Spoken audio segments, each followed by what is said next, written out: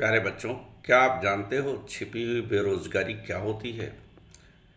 Basically छिपी हुई बेरोजगारी गांव में पाई जाती है और यह बेरोजगारी उस समय उत्पन्न होती है जब किसी एक ही परिवार में 10 लोग किसी काम में लगे हुए हैं, जबकि उस काम को करने के लिए 5 लोगों की ही आवश्यकता है।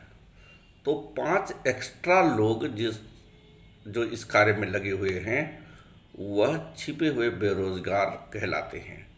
इसे इंग्लिश में डिसगाइज्ड अनएम्प्लॉयमेंट कहते हैं। इस प्रकार की बेरोजगारी हमें गांव में देखने को मिलती है, क्योंकि गांव में ज़्यादातर लोग खेती करते हैं। खेती बाड़ी में अमूमन एक देखा ये जाता है कि मान लिया किसी के पास 10 बीघे खेत है। 10 बीघे की खेती को करने के लिए 5 लोगों की आवश्यकता है, यानी अगर आप 5 लोग फुल टाइम काम करें तो उस खेत को हैंडल कर सकते हैं। लेकिन अगर आवश्यकता से अधिक यानी 10 लोग उसी पर निर्भर हैं, और अमूमन गांव में होता भी ऐसा है कि अगर किसी के पास केवल 5 लोग की ज़रूरत है, लेकिन पूरे घर भर के 10 लोग उसी काम में लगे रहते हैं। यानी कुल मिलाकर के 5 लोग नियम से देखा जाए तो वो बेरोजगार हैं, क्योंकि अगर 5 लोग वह खेती करते तो आसानी से उस खेती को हैंडल कर सकते थे। दूसरी बात यह है कि छिपी हुई बेरोजगारी से 5 लोग जो एक्स्ट्रा लगे हुए हैं, अगर ये किसी काम में लगते तो निश्चित तौर पर देश की जीडीपी भी बढ़ती। लेकिन 5 लोग एक्स्ट्रा लगे हुए हैं तो 5 लोग बेरोजगार हैं, और शायद इसलिए है क्योंकि या तो उन्हें काम नहीं मिल रहा है या तो वह काम करना नहीं चाह रहे हैं। तो कुल मिलाकर के अगर देखा जाए तो यह छिपी हुई बेरोजगारी की श्रेणी में आता है।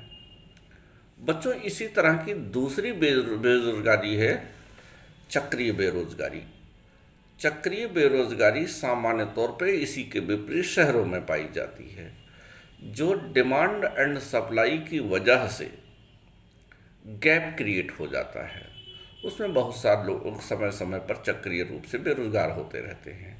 जैसे मान लिया कि पूंजीवादी अर्थव्यवस्था की खास बात ये होती है कि साइक्लिक रूप से वहाँ पर तेजी और मंदी की परिस्थितियाँ होती हैं। जब तेजी की स्थिति होती है तो बहुत सारे लोग काम में लगा लिए जाते हैं, और लेकिन जब मंदी की स्थिति होती है तो बहुत सारे लोगों को काम से छटनी कर दिया जाता है। तो जब तेजी की अवस्था होती है, यानी मार्केट में कमोडिटीज़ की या बिकने योग्य चीज़ों की मांग ज़्यादा होती है, तो ऐसी स्थिति में बहुत सारे लोग काम में लग जाते हैं।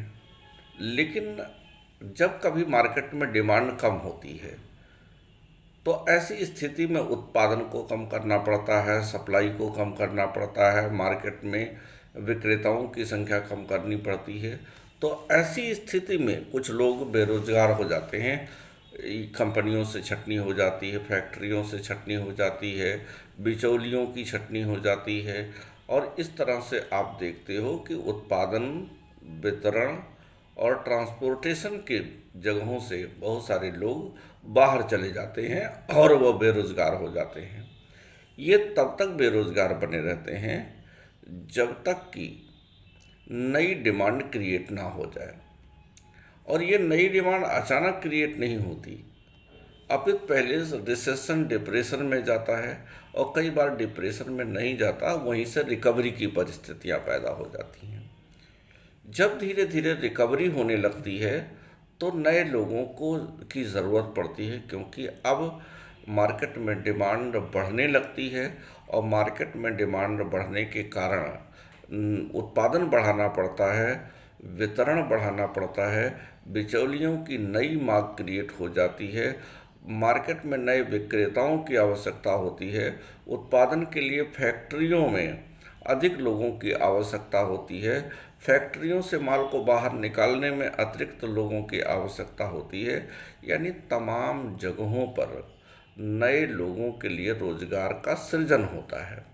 और जब रोजगार का सृजन होता है तो बहुत सारे लोग उस रोजगार में लगते हैं और फिर धीरे धीरे धीरे धीरे अधिकतम लोगों को बेरोजगारी से मुक्ति मिल जाती है, अर्थात वो रोजगार में आ जाते हैं। ये पूंजीवादी अर्थव्यवस्था की खास बात है और ज़्यादातर विकासशील देशों में ये शहरों में पाई जाती है और विकसित देशों में सारी जगहों पर ऐसी परिस्थितियां देखने को हमें मिलती है।